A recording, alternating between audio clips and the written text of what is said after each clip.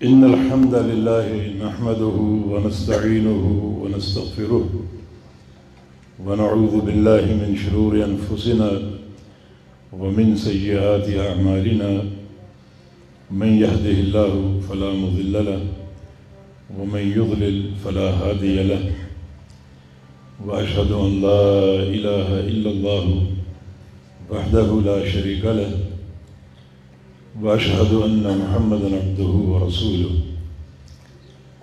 يا أيها الذين آمنوا اتقوا الله حق تقاته ولا تموتن إلا وأنتم مسلمون يا أيها الناس اتقوا ربكم الذي خلقكم من نفس واحدة وخلق منها زوجها وبث منهما رجالا كثيرا ونساء واتقوا الله الذي تساءلون به والأرحام إن الله كان عليكم رقيبا يا أيها الذين آمنوا اتقوا الله وقولوا قولا سديدا يصلح لكم أعمالكم ويغفر لكم ذنوبكم ومن يطع الله ورسوله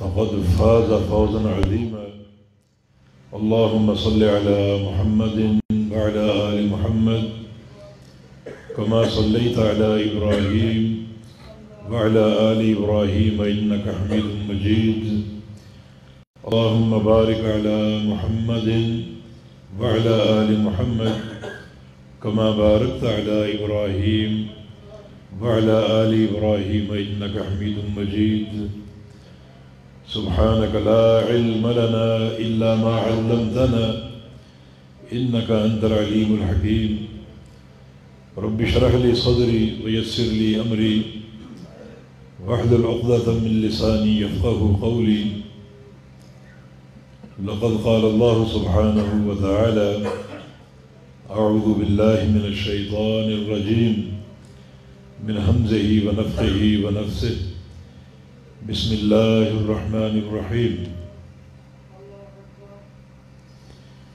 واذكرن ما يتلى في بيوتكن من آيات الله والحكمة إن الله كان لطيفا خبيرا میں سب سے پہلے فضیلت الشیخ امان اللہ حافظہ اللہ ورعاہ کا دل کی گہرائیوں سے شکر گزار ہوں جنہوں نے میرے بارے میں کچھ کلمات کہے جن کا میں قطعاً اپنے آپ کو اہل نہیں پاتا ان کی حسن ظنی ہے اللہ تعالیٰ مجھے ایسا بننے کی توفیق دے اور ساتھ ساتھ اس لیے بھی شکر گزار ہوں کہ آپ ساتھیوں سے ملاقات کا موقع فراہم کیا یہ آج کا پروگرام شیخی کے جہود کا نتیجہ ہے اور آپ کی نگرانی میں یہ منعقد ہو رہا ہے ان پروگراموں میں بہت سے فائدے ہوتے ہیں میرے نزدیک ایک بڑا اہم فائدہ یہ ہے کہ ایک ہی جگہ ایک ہی وقت میں بہت سے بھائیوں سے ملاقات ہو جاتی ہے اور اللہ کی رضا کے لیے زیارت ہو جاتی ہے ورنہ آپ سے ملنے کہاں کہاں جانا پڑتا لیکن ایک ہی مقام پر سب اکٹھے ہیں کوئی دنیا کا مقصد پیش نظر نہیں ہے صرف اللہ تعالیٰ کے دین کی خاطر اس کی رضا کے لیے ہم سب یہاں اکٹھے ہیں اللہ کے گھر میں اور دو فائدے یقیناً ہم سمیٹیں گے نمبر ایک نبی علیہ السلام کی حدیث ہے حدیث قدسی اللہ فرماتا ہے حقت محبتی للمتظاہرین فیہ میری محبت فرض ہو جاتی ہے ان بندوں کے لیے جو میری خاطر ایک دوسرے کی زیارت کرتے ہیں۔ تو ہمارا ملنا بیٹھنا، ایک دوسرے کو دیکھنا صرف اللہ کی رضا کے لیے، کوئی دنیا کا مقصد نہیں ہے، کوئی دنیا کی لالچ نہیں ہے۔ تو اللہ تعالیٰ اس حدیث کے بمصداق ہمیں اپنی محبت کا اہل فرما دے، اپنی محبت عطا فرما دے کہ اسی کی خاطر، اسی کی رضا کے لیے ہم یہاں مل بیٹھے ہیں۔ یہ ایک فائدہ ہے۔ دوسرا ایک فائدہ اور بھی ہے، نبی علیہ السلام کی حدیث ہے، ما جلس قوم فی بیت من بیوت اللہ یتلون کتاب اللہ ویتدارسونہ بینہم الا حفتہم الملائکہ وغشیتہم الرحمہ ونزلت علیہم السکینہ وذکرہم اللہ فی من عندہ، کہ لوگ اگر اللہ کے گھر میں بیٹھیں کسی مسجد میں اور قرآن سنیں اور سنائیں، سمجھیں اور سمجھائیں، تو اللہ تعالیٰ کی طرف سے وہ سارے لوگ 4 انعامات کے مستحق ہیں۔ اللہ تعالیٰ 4 چیزیں ان سارے بندوں کو عطا فرماتا ہے۔ ایک،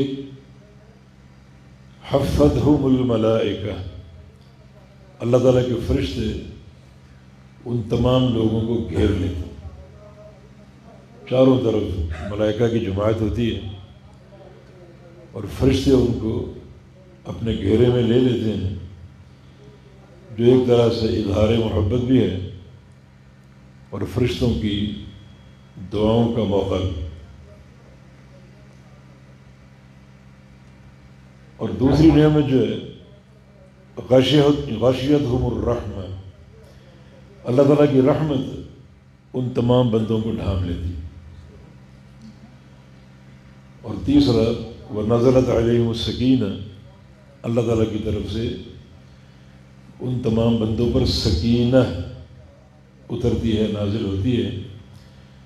اللہ تعالیٰ سارے بندوں کے دلوں کو اپنے دین کے لیے پرسکون کر دیتا ہے اور دین کی، عمل کی محبت دلوں میں داخل کر دیتا ہے اور انتہائی ایک عمل کا جذبہ اور شوق ان بندوں کو عطا فرما دیتا ہے۔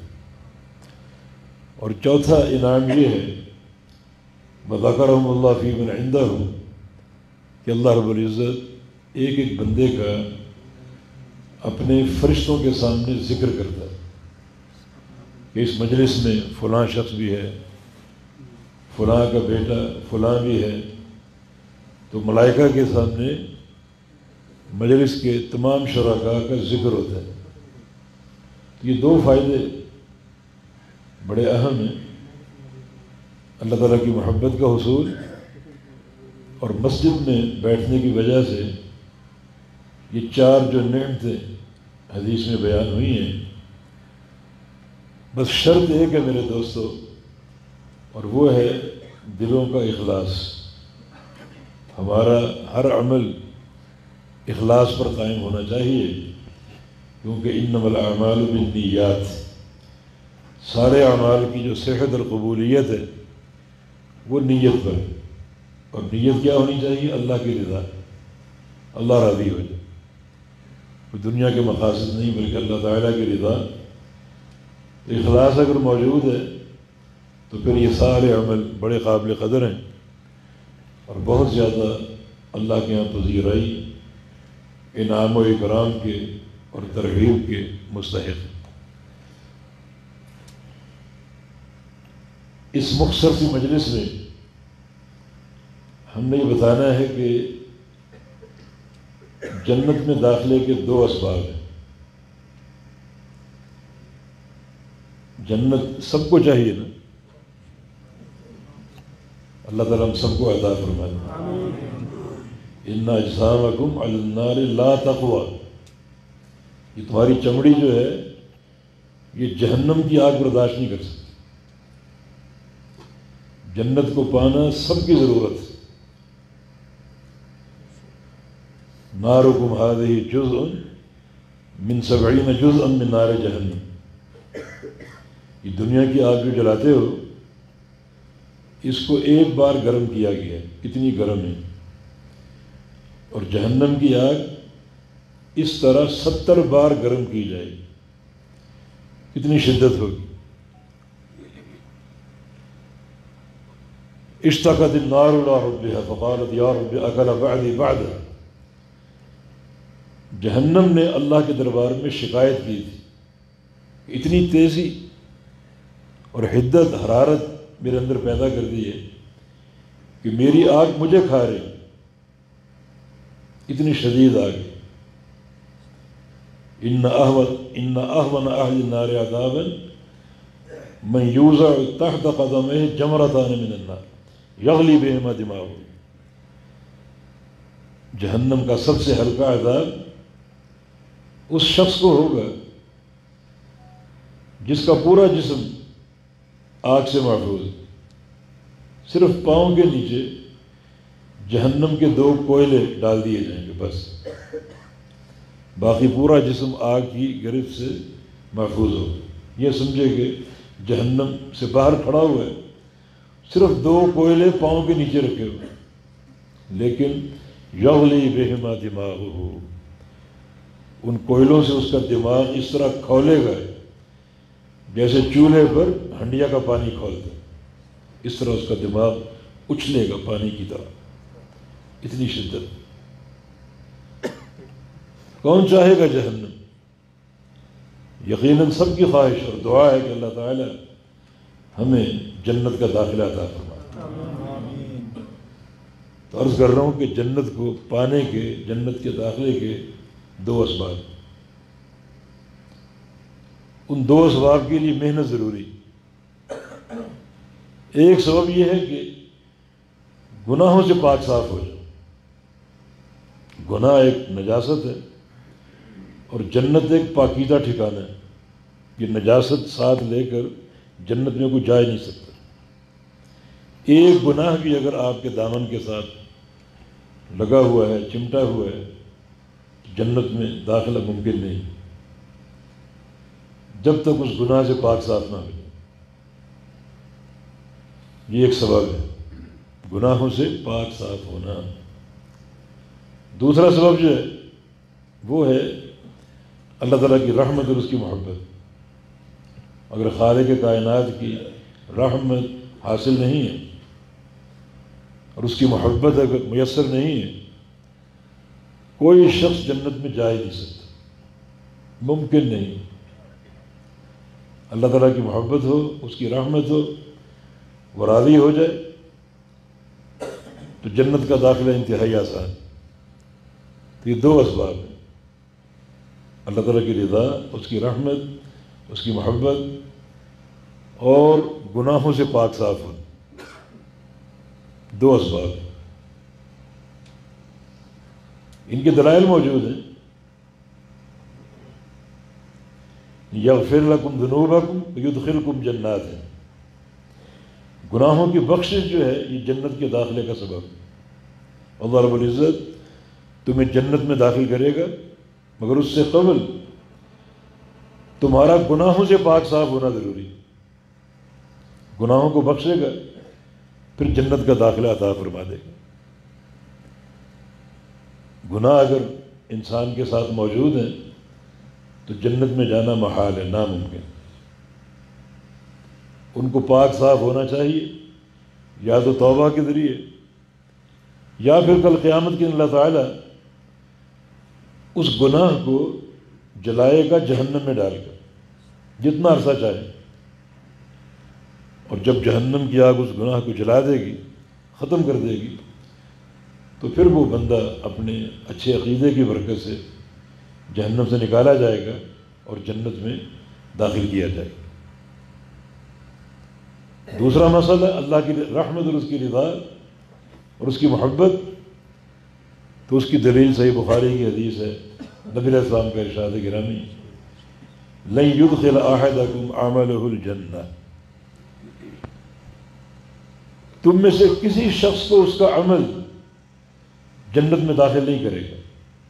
کوئی بندہ اپنے عمل کی بنا پر جنت میں نہیں جا سکتا، الا برحمت اللہ، جب تک اللہ تعالیٰ کی رحمت نہ آئے۔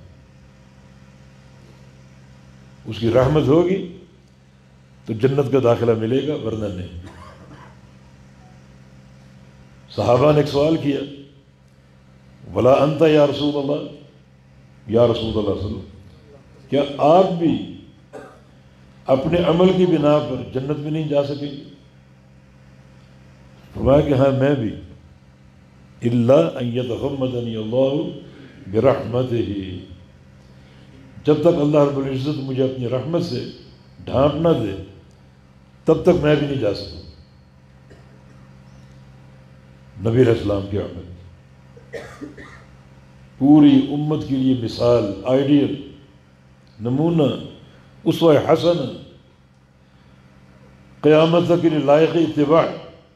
فرمایا میں بھی نہیں جا سکتا جب تک مجھے اللہ تعالیٰ کی رحمت حاصل نہ ہو جائے۔ یہ دو اسباب ہوگی، اس کی رحمت کا حصول اور گناہوں سے پاک صاف ہونا۔ اس کے لیے محنت کرنا ضروری۔ رحمت کو کیسے پائیں، گناہوں سے کیسے چھٹکارا حاصل کریں، گناہوں سے کیسے پاک صاف ہو، محنت کی ضرورت ہے، جدوجہد کی ضرورت ہے۔ قرآن پاک کی ایک آیت ہے، اس کو علماء نے ارجل آیات کہا ہے۔ یہ آیت جو ہے امید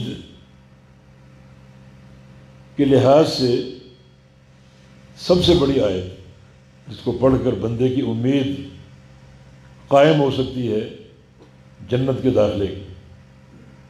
اس آیت کریمہ میں یہ دونوں ثواب اکٹھے بیان ہوئے، اللہ تعالیٰ کی محبت، اس کی رضا اور رحمت کا حصول اور گناہوں کی بخشش۔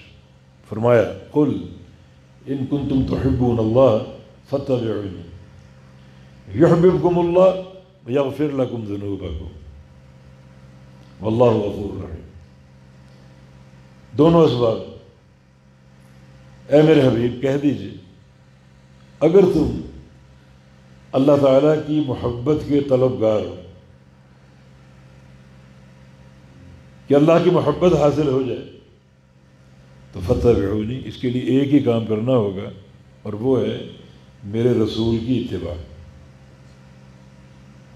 رسول کی پیروی، رسول سے محبت، میرے رسول سے پیار،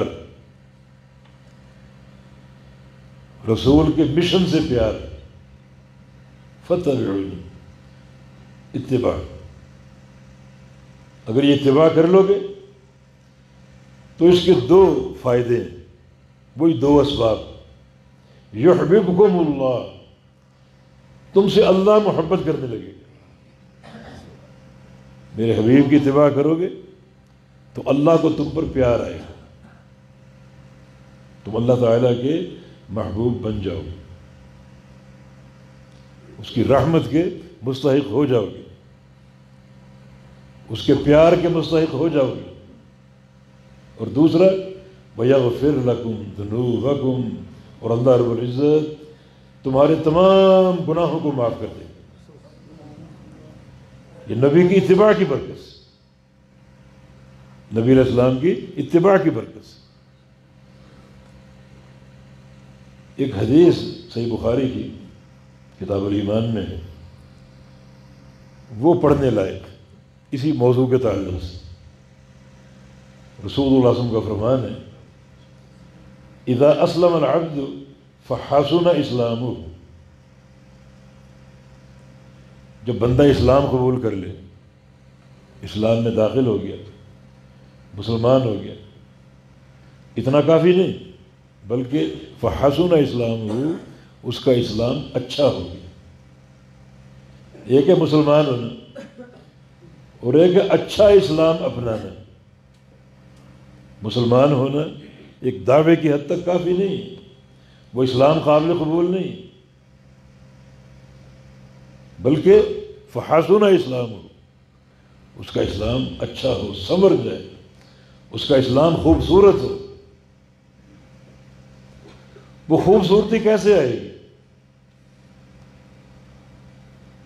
اسلام کی خوبصورتی کیسے آئے گی؟ میں کہوں کہ میرے اسلام کی خوبصورتی آئے گی جیسے میں چاہوں، جیسے میری مرضی ہو، جیسے میری برادری کی مرضی ہو، جیسی میرے باپ دادا کی مرضی ہو. تو آپ یہ بات مانیں گے؟ نہیں مانیں. اور اگر میں کہوں کہ اسلام کی خوبصورتی پیدا ہوگی، آئے گی صرف ایک ہی طریقے سے، اور وہ طریقہ محمد الرسول اللہ صلی اللہ علیہ وسلم، کوئی انکار کرے گا؟ پہلی بات کا انکار کریں گے سب. ہم کیا جانیں آپ کی برادری، آپ کے باپ دادا کی؟ دنیا میں ہزاروں برادری ہیں، اربوں خربوں باپ دادا ہیں. یہ کوئی دین کا ذوق تو نہیں، یہ کوئی دین کا ذوق نہیں ہے، دین کا فہم نہیں. حسن اسلام جو ہے وہ نبی علیہ السلام کے طریقے کو فالو کرنے سے بس. اللہ کے پیارے پیغمبر ہر خطبے میں کیا پڑھا کرتے تھے؟ ان احسن الکلام کلام اللہ و احسن الہدی ہدی محمد صلی اللہ علیہ وسلم، کہ سب سے بہترین کلام اللہ کا کلام ہے قرآن پاک، اور سب سے بہترین طریقہ، مانا طریقے بہت ہوں گے، ہر گھر کا اپنا طریقہ ہوگا، لیکن تم یہ بات نوٹ کر لو کہ سب سے بہترین طریقہ ہدی محمد، محمد کا طریقہ صلی اللہ علیہ وسلم. یہ حسن اسلام کی بات ہو رہی، جس کو پیدا کرنا ضروری ہے. بسم اللہ الرحمن الرحیم، تبارک الذی بیدہ الملک وہو علی کل شیء قدیر، الذی خلق الموت والحیاۃ لیبلوکم ایکم احسن عملا. یہاں سارے بندوں کی داستان، ہر ایک کی، زید کی، عمر کی، بکر کی، چھوٹے کی، بڑے کی، مالدار کی، غریب کی، کہ لوگوں سنو، اللہ تعالیٰ نے تمہیں زندگی دی، پھر موت بھی دے گا. زندگی کیوں دی؟ تاکہ حسن اسلام کے تعلق سے تمہارا امتحان لے. موت کیوں دے گا؟ تاکہ مرنے کے بعد تمہیں سامنے کھڑا کر کے اس امتحان کے نتیجے سے آگاہ کرے. بڑا کڑا معاملہ ہے. اس میں میری تیری بات نہیں چلے گی، چونکہ چنانچہ والا معاملہ نہیں. بڑی بندی ٹکی باتیں ہیں، بالکل دو ٹوک. ایک ہے حیات اور ایک ہے موت. آپ کو حیات دی گئی، کیوں دی گئی؟ لیبلوکم ایکم احسن عملا. تمہاری حیات جو ہے ایک نقطے کے تعلق سے امتحان ہے، اور نقطہ کیا ہے؟ احسن عمل، وہ حسن اسلام ہو. پھر موت کیوں دی؟ ہر امتحان کا نتیجہ برآمد ہوتا ہے نا. ممتحن امتحان لیتا ہے، پھر اس کا رزلٹ آؤٹ ہوتا ہے. یہ رزلٹ، یہ نتیجہ قیامت کے دن آؤٹ ہوگا. اور کیسے آؤٹ ہوگا؟ اللہ تعالیٰ ایک ایک بندے کو سامنے کھڑا کرے گا. بڑا یہ نازک اور حساس معاملہ ہے. اس میں جدیت اور سنجیدگی کی ضرورت ہے. جتنی سنجیدگی چاہیے اتنی ہم میں نہیں ہے.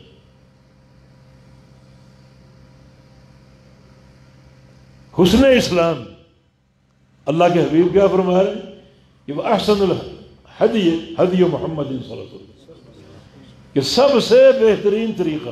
طریقے بہت ہوں گے دنیا میں،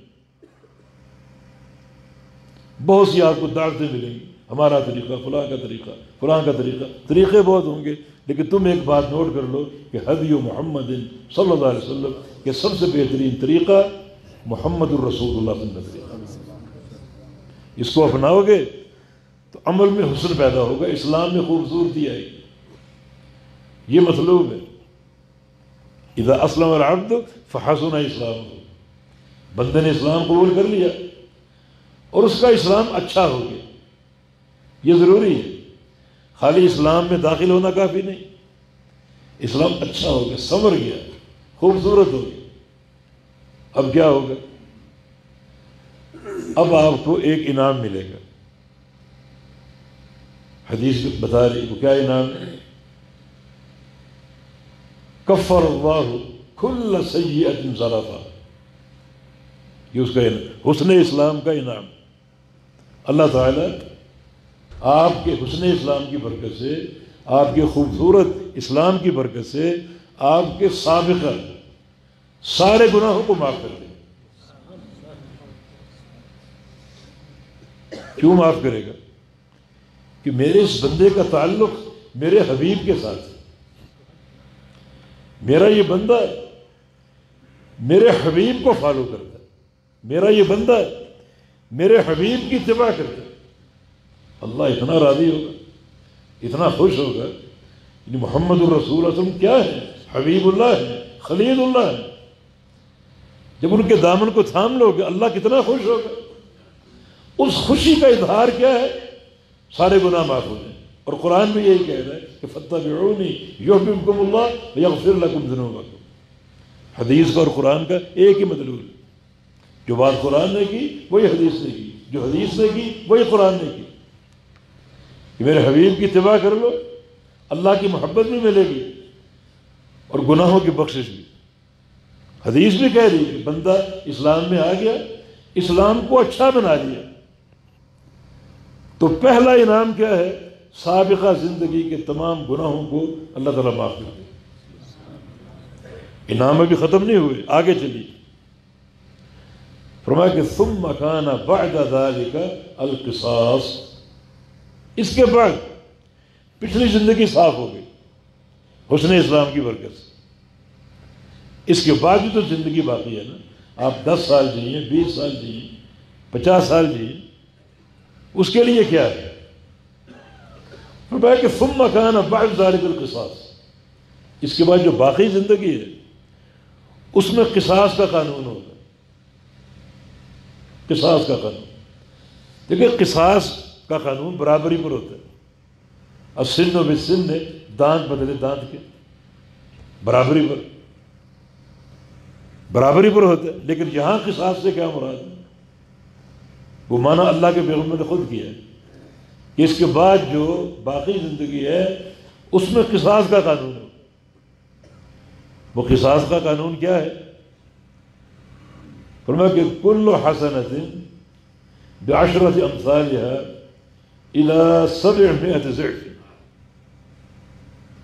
قصاص کا قانون کیا ہے؟ اب اگر نیکی کرو گے تو کم از کم 10 گنا 700 گنا تک بڑھا دوں گا.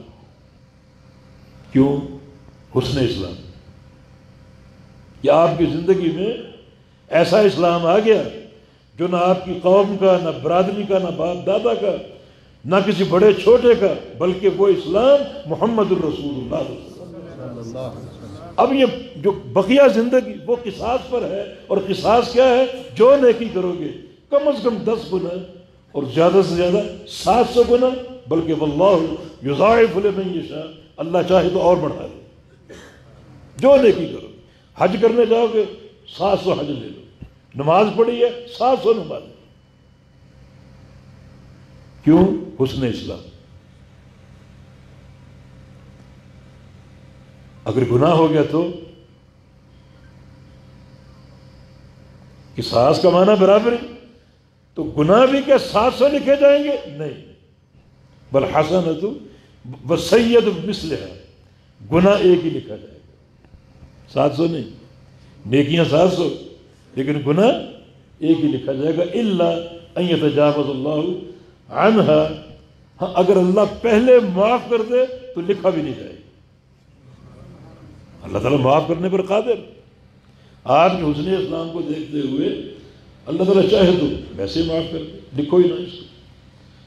ہم نے ایک حدیث پڑھی اور حدیث صحیح ہے کہ اللہ تعالیٰ نے فرشتوں سے کہہ رکھا ہے، جو فرشتے گناہ لکھتے ہیں، ایک فرشتہ نیکیاں لکھ رہا ہے، ایک گناہ لکھ رہا ہے. نیکی بندہ کرے فوراً لکھو، بلکہ نیکی کا ارادہ کرے لکھ لو، نیکی کا ارادہ کرے لکھ لو، گناہ کرے تو حدیث میں 6 ساعات کے الفاظ ہیں، 6 گھڑیاں انتظار کرو، 6 پہر انتظار کرو، لکھو نہیں۔ ہو سکتا ہے میرا بندہ توبہ کر لے اور لکھنے کی ضرورت ہی نہ پڑے۔ کیا اس کا کرم، اس کی وسعت، یا اللہ کیوں؟ حسن اسلام کی برکت سے، روایتی اسلام نہیں۔ یہ افسوس کی بات ہے کہ ہم آج زیادہ تر روایتی اسلام پر قائم ہیں۔ وہ 2 آنے کی جنتری مل گئی، اس میں پڑھ لیا، اسلام آ گیا۔ یہ ذوق ہے۔ اسلام کا ذوق اگر اپنے اندر پیدا کرنا ہے، ایک ہاتھ میں قرآن ہو، ایک ہاتھ میں مصطفیٰ علیہ السلام کی حدیث ہو، جیسا کہ شیخ نے فرمایا، یہ حسن ذوق، حسن اسلام کا یہ دروازہ ہے۔ دیکھیں اس کے فائدے کتنے۔ تو آیت کریمہ یہ فاتبعونی، میری اتباع کرو۔ اس سے کیا ہوگا؟ 2 فائدے، یحببکم اللہ، تم سے اللہ محبت کرے گا۔ اللہ تعالیٰ کی محبت اگر مل گئی، دونوں جہان میں بیڑا پار ہو۔ جب اللہ ساتھ ہو گیا، اس کی محبت ساتھ شامل ہو گئی، تو کیا باقی کرنی ہے؟ ایک بندے کے پاس اللہ کی محبت ہو، باقی کچھ بھی نہ ہو، تو وہ سب سے مالدار ہے۔ اور ایک بندہ ہفت اقلیم کا بادشاہ ہو، اللہ کی محبت نہ ہو، وہ سب سے فقیر اور قلاش ہے، کچھ نہیں اس کے پاس۔ اللہ اگر ساتھ ہے، باقی کوئی ساتھ نہیں، تو سب کچھ ساتھ ہے۔ اور اگر سب ساتھ ہیں، اللہ ساتھ نہیں، تو کچھ نہیں۔ ان اللہ اذا احب عبدا اخبر جبریل، دیکھیں اس محبت کے ثمرات، صحیح بخاری کی حدیث۔ اللہ تعالیٰ کسی بندے سے محبت کرنے لگے تو معمولی چیز نہیں۔ اللہ تعالیٰ ایک حدیث میں نادا جبریل، جبریل کو آواز دیتا ہے، جبریل امین آواز دیتا ہے، انی احب فلانا فاحبہ، فلاں بندے سے مجھے محبت ہو گئی ہے، تو بھی اس سے محبت کر۔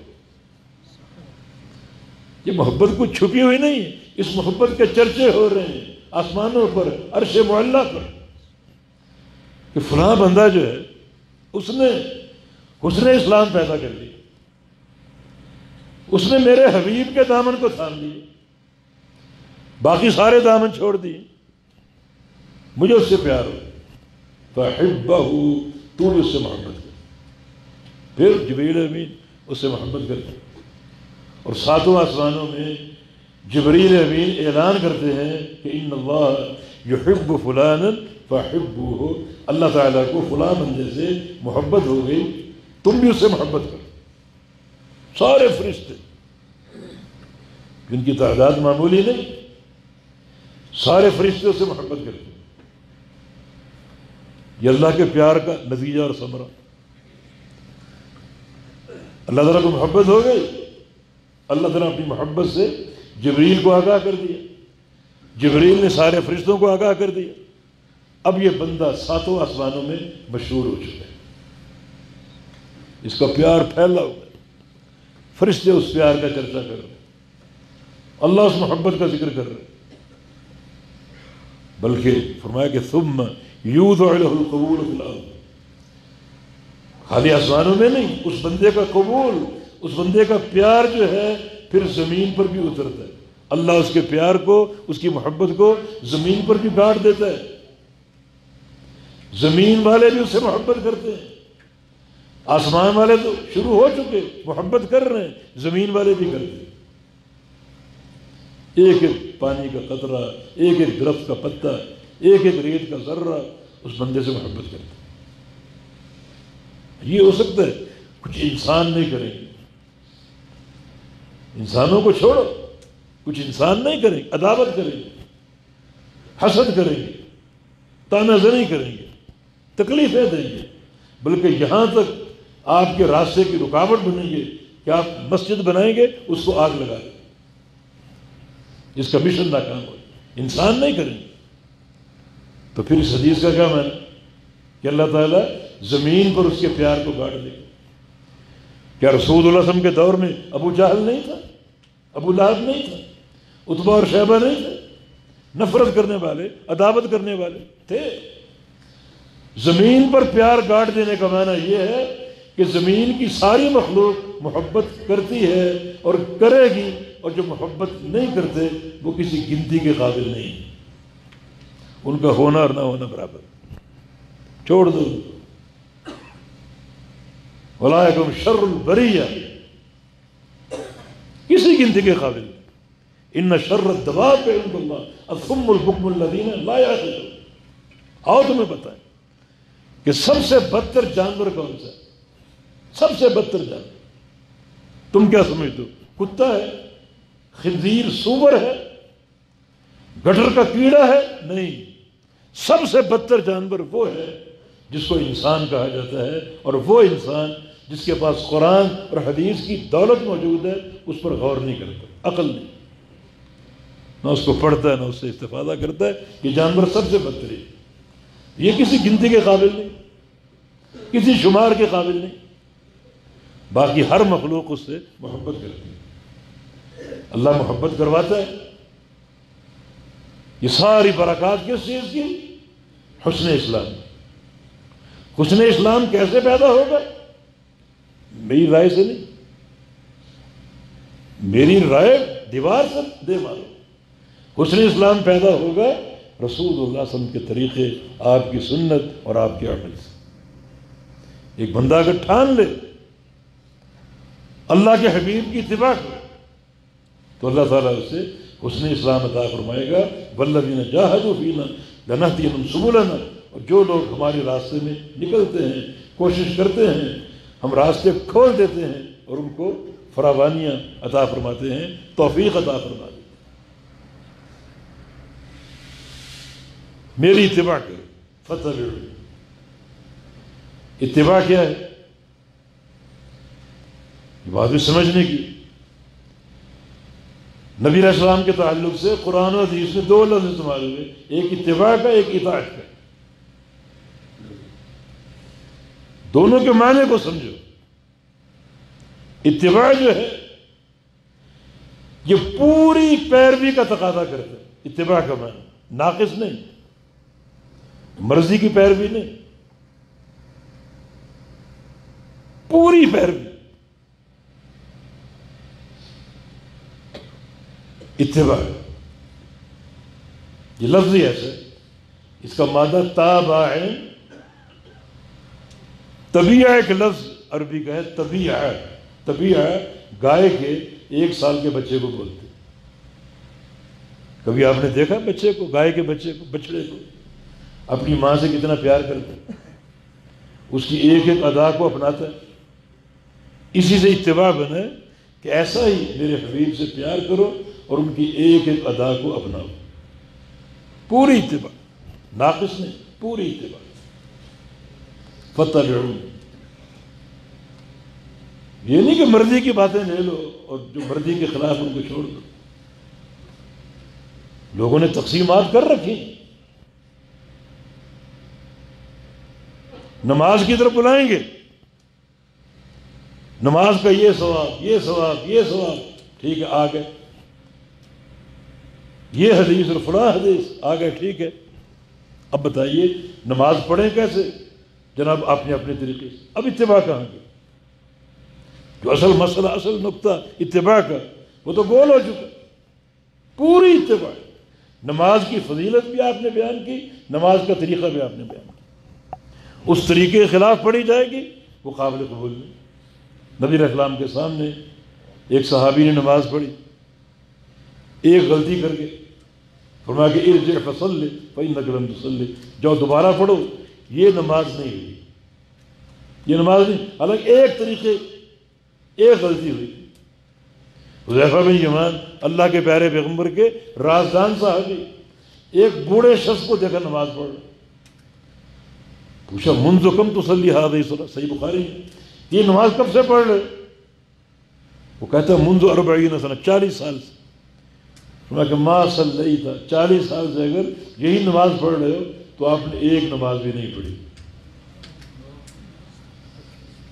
اس معاملے کو ہوا میں اڑانے کی کوشش نہ کیجیے، یہ دین کا معاملہ، جنت چاہیے اور جہنم سے بچنا ہماری ضرورت ہے، تو اس کے لیے وہی دو اسباب جو ہیں ان کو حاصل کرنا، اللہ تعالیٰ کی رحمت اور گناہوں کی بخشش، اور ان دونوں اسباب کی بنیاد جو ہے فاتبعونی پر، کہ میرے نبی کے پیروکار بن جائے، میرے نبی کی اتباع کرو، عقیدے میں، عمل میں، معاملات میں، شادی بیاہ کے امور میں، خرید و فروخت میں، ہر چیز میں میرے نبی کو فالو کرو، اس کی اتباع کرو، تو فاتبعونی اتباع، لفظ اطاعت بھی قابل غور، اطاعت کا مادہ طوع، طا با عین، جس کا معنی خوشی، یعنی اطاعت اللہ تعالیٰ وہ قبول کرے گا جو دل کی خوشی سے، دل کی خوشی سے، اگر لفظ حدیث سن کر آپ کے ماتھے پر بل آ جائے وہ خوشی نہیں، مان بھی لو وہ خوشی نہیں، خوشی شرع صدر، ایک مکمل بصیرت کے ساتھ، خوشی کے ساتھ، ثم لا یجدوا فی انفسہم حرجا مما قضیت، آپ کا فرمان سن کر، آپ کی حدیث سن کر اپنے دل میں کوئی حرج، کوئی تنگی، کوئی کھٹک اور کوئی خلجان محسوس نہ کرو، اطاعت ہے، پوری خوشی کے شرع صدر کے ساتھ سینہ کھول کر میرے حبیب کی اتباع کرو، کوئی تنگی نہ ہو، کوئی تردد نہ ہو، کوئی تأمل نہ ہو، کوئی شک و شبہ نہ ہو، کوئی خلجان نہ ہو، کوئی ضیق نفس نہ ہو، شرع صدر کے ساتھ میرے حبیب کی اتباع کرو، یہ اطاعت ہے۔ ایک مقام پر قرآن نے اس نقطے کو واضح کی، فلا وربک لا یؤمنون حتی یحکموک فیما شجر بینہم، تیرے رب کی قسم یہ لوگ مومن نہیں ہو سکتے جب تک آپ کو، کس کو؟ رسول اللہ صلی اللہ علیہ وسلم کو، اللہ کے حبیب کو اپنے اختلافات میں، اپنے تنازعات میں حاکم نہ مان لے، یہ مومن نہیں ہو سکتا۔ اب اختلاف تو ہر مسئلے میں، کون سا ایسا مسئلہ جس میں اختلاف نہ ہو؟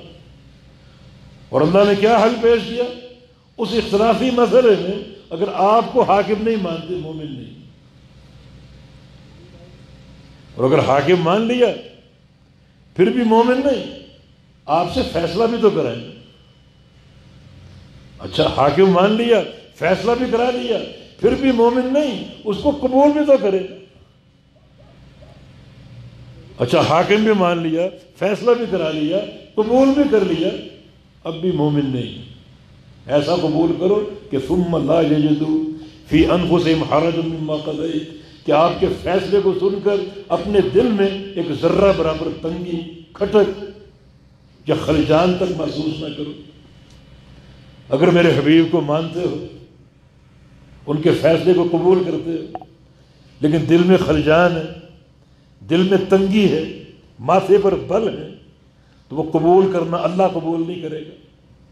شرع صدر کے ساتھ طوع، خوشی سے، شرع صدر سے سینہ کھول کے رکھ دو اللہ کے پیارے پیغمبر کے سامنے، آپ کے ہر فیصلے کو قبول کرنا ہے، ماننا ہے، حالات کچھ بھی ہوں، ظروف کچھ بھی ہوں۔ یہ ہے پسندیدہ ایمان، حسن اسلام۔ بندے کا اسلام اچھا ہو جائے تو یہ سارے انعام حاصل ہوں گے، صاحب کا گناہ معاف ہو جائیں گے، آگے کی زندگی قصاص کے اصول پر ہوگی، اور وہ قصاص کا اصول یہ ہے اگر نیکی کرو گے تو وہ 10 گنا سے لے کر 700 گنا تک، اس سے بھی زیادہ، اور گناہ کرو گے ایک ہی لکھا جائے گا، اور اللہ چاہے تو فرشتوں کو لکھنا ہی نہ ہے، چھوڑ دو، نہ لکھو۔ تو اس ساری بات کا خلاصہ کیا ہوا؟ خلاصہ یہ ہوا کہ جنت کی طلب میری بھی ضرورت ہے، آپ کی، جہنم میں نہ میرا گزارا نہ آپ کا گزارا، اور جنت میں اپنی مرضی سے کوئی داخل نہیں ہوگا، اپنی مرضی سے کوئی داخل نہیں ہوگا قیامت کے دن، بلکہ یہاں بھی اور اس دن بھی صرف اللہ کی مشیت چلے گی، اللہ کی مشیت، اللہ کی مشیت۔ وہی بندہ مجھے بھولتا نہیں ہے، وہ جہاز میں میرے ساتھ سفر کر رہا تھا، ساتھ بیٹھا ہوا تھا، اور اس نے ایک مولوی صاحب کے حوالے سے بتایا کہ قیامت کے دن اللہ تعالیٰ ایک بڑے گروہ کو جہنم میں جانے کا حکم دے گا، جاؤ جہنم میں، بڑے گروہ۔ اب مولوی صاحب نے کیا کہا کہ وہاں نبی علیہ السلام پہنچ جائیں گے۔ تیرے سفارش کی حد تک بات ہوتی تو مان لیتے، نبی صاحب پہنچ جائیں گے، اور کہتا ہے کہ اللہ تعالیٰ کو باتوں میں لگا لیں گے، اللہ استغفر اللہ استغفر اللہ، اللہ تعالیٰ کو باتوں میں لگا لیں گے تاکہ اللہ تعالیٰ کا دھیان، اللہ کی توجہ ان سے ہٹ جائے، باتوں میں لگا کر اس لشکر کو اشارہ کریں کہ جاؤ جنت میں چلے جاؤ، جنت میں چلے جاؤ۔ لعنت ہے ایسے بندے، پروردگار کی شان میں گستاخیاں نہیں۔ اس دن صرف خالق اور مالک کا فیصلہ، بل امر یومئذ للہ، اللہ کا فیصلہ، اس کی مرضی کے خلاف کچھ نہیں۔ یہ دونوں جہان اللہ تعالیٰ کے جہان ہیں، دنیا بھی آخرت بھی، اور اس میں اللہ کی مشیت ہی نافذ ہے، اس کی مشیت کے ساتھ کوئی چیز نافذ نہیں، کوئی چیز، کوئی فیصلہ نہیں کر سکتا، سارے فیصلے اللہ تعالیٰ کے۔ اللہ تعالیٰ نے قانون اصول دے دیا ہمیں، ان کی پاسداری ضروری۔ چنانچہ جو اسباب ہیں جنت کے داخلے کے وہ بیان ہو چکے، وہ دو اسباب، اللہ کی رضا، گناہوں کی بخشش، اتنے یقینی اسباب ہیں۔ صحیح بخاری میں حدیث سیدہ عائشہ صدیقہ فرماتی کہ افتقدت رسول اللہ ذات لیلہ، ایک رات میں نے نبی علیہ السلام کو بستر سے گم پایا، ساتھ سوئے تھے، ایک بستر پہ ساتھ سوئے، اچانک آنکھ کھلی تو حبیب کبریا بستر پہ موجود نہیں تھے۔ تشویش ہوئی، میرے نبی کہاں گئے، میرے پیارے کہاں گئے؟ اٹھی تلاش کرنے کے لیے، کمرے میں اندھیرا ہے، اپنے ہاتھوں کو آگے ٹٹول کر بڑھا رہی ہوں، اچانک میرا ہاتھ جو ہے کسی چیز سے مس ہوا، ٹکرایا، اور جس چیز سے ٹکرایا وہ اللہ کے پیارے پیغمبر کی ایڑیاں تھیں۔ آپ سجدے میں گرے ہوئے تھے اور ایڑیاں کھڑی ہوئی تھیں، بستر چھوڑ کے سجدے میں گرے ہوئے، اور زبان پہ کچھ الفاظ، کچھ دعائیں میں نے کان قریب کیے تو کیا دعا تھی؟ اللہم انی اعوذ برضاک من سخطک وبمعافاتک من عقوبتک، اے اللہ تجھے تیری رضا کا واسطہ دیتا ہوں، مجھ سے ناراض نہ ہو۔ کہ اللہ کی رضا اتنی قیمتی دولت ہے، اتنی قیمتی نعمت ہے، اس کی محبت، اس کی رضا، کہ امام الانبیاء بستر چھوڑ کے سجدے میں گرے، اللہ کی رضا طلب کرو، اتنی مہنگی دولت۔ کل جب قیامت قائم ہوگی، جنتی جنت میں جا چکیں گے، جہنمی جہنم میں جا چکیں گے، اللہ رب العزت جنتیوں کو خطاب فرمائے، جنتیوں کچھ اور چاہیے تمہیں؟ کوئی کمی ہے تو بتاؤ۔ یا اللہ کوئی کمی نہیں، تو نے ہر نعمت دے دی، چہرے روشن کر دیے، جنت کا داخلہ دے دیا، یہ حور و قصور، جنت کے محلات، یہ نہریں، یہ پھل، ہر چیز میسر، کوئی کمی نہیں۔ اللہ فرمائے گا ایک نعمت باقی ہے، آج اس کا اعلان کر رہا ہوں۔ اب جنتی سراپا اشتیاق، وہ نعمت کیا ہے؟ کس نعمت کا اعلان ہو رہا ہے؟ اللہ پاک فرمائے گا احل علیکم رضوانی فلا اسخط علیکم ابدا، وہ اعلان یہ ہے کہ آج کے بعد میں تم سے ہمیشہ راضی رہوں گا، خوش رہوں گا، کبھی ناراض نہیں ہوں گا۔ جنت دینے کے بعد، جنت کی نعمتیں دینے کے بعد، جنت کی حوریں، جنت کے محلات، جنت کی نہریں، سب کچھ عطا کرنے کے بعد اس آخری نعمت کا اعلان ہو رہا ہے کہ سن لو، آج کے بعد میں تم سے کبھی ناراض نہیں ہوں گا، ہمیشہ خوش رہوں گا، ہمیشہ راضی رہوں گا۔ میرے حبیب کی اتباع کوئی معمولی چیز نہیں، اللہ کا ہمیشہ کا پیار۔ تم ایک عزم کر لو، ہر عمل میں دیکھو، سوچو، پوچھو یہ عمل اللہ کے پیغمبر کیسے کرتے ہیں، بس یہ ذہن بنا لو۔ عمرہ کرنے جاؤ، یہ نہیں کہ جیسے مرضی کر لے، نبی علیہ السلام کا عمرے کا طریقہ کیا ہے؟ حج کرنے جاؤ، اللہ کے پیغمبر نے کیسے حج کیا؟ نماز پڑھنے جاؤ، اللہ کے پیغمبر نے کیسے نماز پڑھی؟ روزہ آ جائے، رمضان آ جائے، اللہ کے پیغمبر کے روزے کیسے تھے؟ ہر چیز یہ ذوق پیدا کرنا، یہ ذوق اللہ کی محبت کی نشانی، اور محبت بھی دائمی۔ اس محبت کے رضا کے چرچے قیامت کے دن ہو رہے۔ اللہ اپنی رضا کا اعلان کیوں کر رہا ہے؟ اپنی محبت کا اعلان کیوں کر رہا ہے؟ حسن اسلام، حسن اسلام کیوں پیدا ہوا؟ کیسے پیدا ہوا؟ اللہ کے پیغمبر کے طریقے کی اتباع سے۔ صحابہ کرام نے آپ کے طریقے کو فالو کیا، آپ کی اتباع کے حدیث سے قدم بقدم آپ کی اتباع کرنے والے اللہ تعالیٰ نے ان کی زندگیاں سنوار دی، انہیں نعمتیں عطا فرمائیں، کامیابیوں کے وعدے فرمائے، محبت اور رضا کے اعلان فرمائے، اسی لیے کہ وہ اس بات پر وقف ہو چکے تھے، اس بات کو طے کر چکے تھے کہ ہر معاملے میں نبی علیہ السلام کی بات، نبی علیہ السلام کے علاوہ کوئی بات آتی ناراض ہو جاتی۔ جیسے عبداللہ بن عمر رضی اللہ عنہ اپنے بیٹے بلال سے ناراض ہو، زندگی پر بات نہیں کی، حدیث سنائی، نبی علیہ السلام کا فرمان ہے لا تمنعوا اماء اللہ مساجد اللہ، اللہ کی بندیوں کو، عورتوں کو مساجد میں آنے سے مت روکو۔ بیٹے نے کہا ہم تو روکیں گے، ہم تو روکیں گے۔ فرمایا میں تمہیں حدیث سنا رہا ہوں اور تم کہہ رہے روکو گے، روکو گے، تم سے کبھی بات نہیں کروں۔ عمران ابن حسین رضی اللہ عنہ نبی علیہ السلام کی حدیث بیان کی الحیاء شعبۃ من الایمان، کہ حیا جو ہے وہ ایمان کا شعبہ ہے، حیا کیا کرو، حیا ایمان کا شعبہ ہے۔ ایک شخص بیٹھا تھا، جی بات آپ نے درست کی ہے، ہمارے بڑے، ہمارے بزرگ وہ کہتے تھے حیا میں وقار ہے، حیا میں عزت ہے، حیا میں یہ ہے، حیا میں وہ ہے، اور عمران بن حسین اللہ کے نبی کے صحابی اس کی باتیں سن کے غصے سے تلبلا اٹھے کہ جب میں حدیث سنا چکا تو پھر یہ بڑوں اور فلاں کی باتیں کیوں کر رہے ہو؟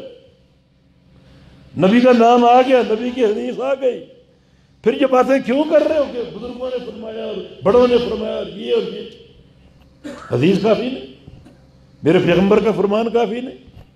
یہ صحابہ کی تربیت، صحابہ کرام کی تربیت، اور یہی کامیابی کا مدار، یہ کامیابی کا محور ہے۔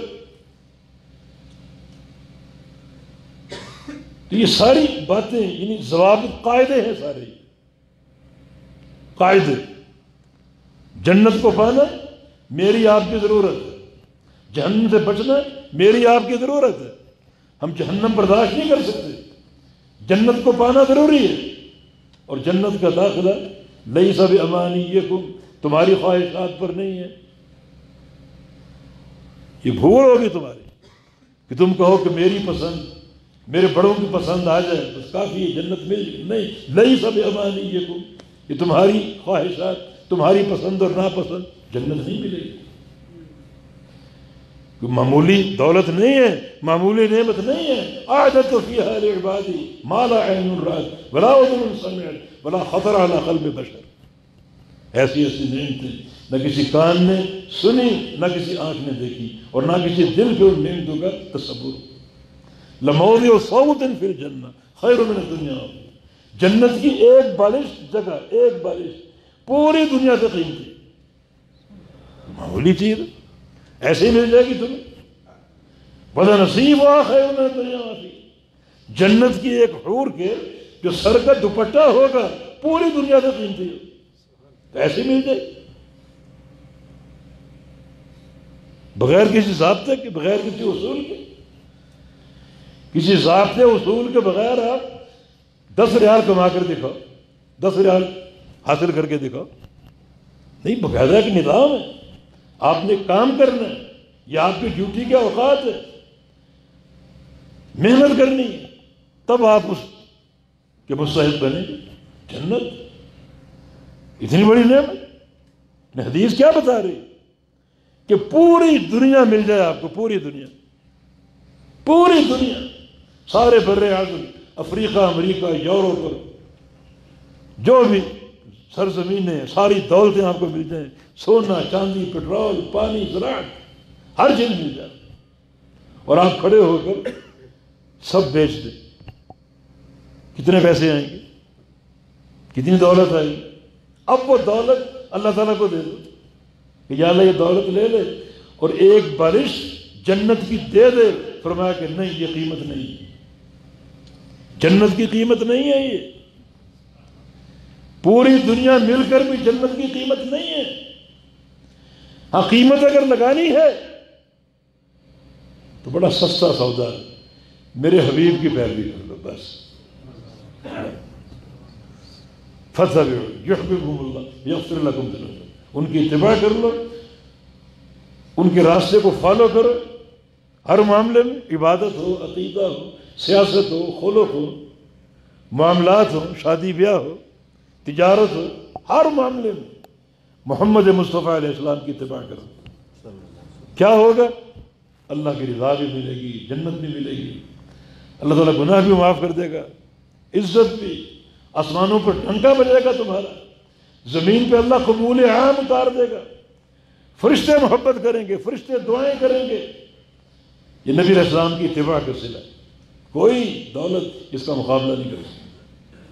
پیارے پیغمبر نے ایک دفعہ ایک قافلہ ترتیب کیا، جہادی قافلہ، عبداللہ بن رواحہ کی قیادت، کہ تم اس قافلے کے امیر ہو، اور صبح فجر پڑھ کے روانہ ہو جاؤ، فجر پڑھ کے، جمعے کا دن تھا، آپ تشریف لائے مسجد میں، ممبر پر بیٹھے، سامنے عبداللہ بن رواحہ بیٹھا ہوا، عبداللہ بن رواحہ سامنے بیٹھا، اللہ، عبداللہ لماذا لم تغدو معهم، لشکر کہاں ہے؟ وہ چلا گیا، تم ساتھ کیوں نہیں گئے؟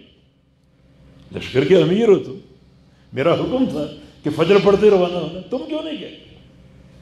عرض کیا کہ میرے پاس بڑی تیز رفتار سواری ہے، میں نے سوچا جمعے کا دن ہے، جمعہ آپ کے پیچھے پڑھ لوں، مسجد نبوی میں ایک جمعہ 1000 جمعے کے برابر، ایک نماز 1000 نماز کے برابر، تو اس مجھے ایک اضافی فائدہ مل جائے گا، ثواب مل جائے گا، سواری میرے پاس تیز رفتار ہے، اب سلام پھیرتے سر پر دوڑوں گا، لشکر کو پالوں گا، مقاصد بھی حاصل ہو جائیں گے اور ثواب بھی مل جائے گا۔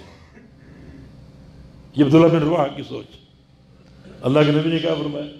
میں لو انفقت ما فی الارض جمیعا ما ادرکت فضل خطبتہم، عبداللہ یہ ساری زمین تمہیں مل جائے، زمین کی دولتیں مل جائیں، اور ساری کی ساری اللہ کی راہ میں خرچ کر دو، ان لوگوں کے ثواب کو تم پا ہی نہیں سکتے جو میرے ایک جملے پر عمل کر کے فجر پڑھ کے روانہ ہو چکے، پہنچ ہی نہیں سکتے۔ نبی کی اتباع کوئی معمولی مقام نہیں، بڑا عظیم الشان مقام، اور صلہ بھی عظیم الشان، جنت کی صورت میں اللہ کی رضا اور اس کی محبت کی صورت۔ یہ ساری باتیں یعنی ان قواعد اور اصولوں کی روشنی، ایک ایک اصول پر غور کیجیے، ایک ایک قاعدے پر غور کیجیے، اور اپنی زندگی کے نصب العین کا تعین کیجیے، ساتھ ساتھ دعائیں کیجیے کہ اللہ رب العزت ہمیں صراط مستقیم عطا فرما دے، اپنے پیغمبر کا پیار عطا فرما دے، اپنے پیغمبر کی اطاعت عطا فرما دے، ہمارے ایک ایک عمل پر مہر ہو محمد الرسول اللہ صلی اللہ علیہ وسلم۔ اللہ تعالیٰ آپ کی حاضری قبول کر لے، بیٹھنا قبول کر لے، اللہ تعالیٰ ہم سے راضی ہو جائے، یا اللہ یہ دعائیں قبول فرما لے۔ اقول قولی هذا واستغفر الله لي ولكم، واخر دعوانا ان الحمد لله رب العالمين۔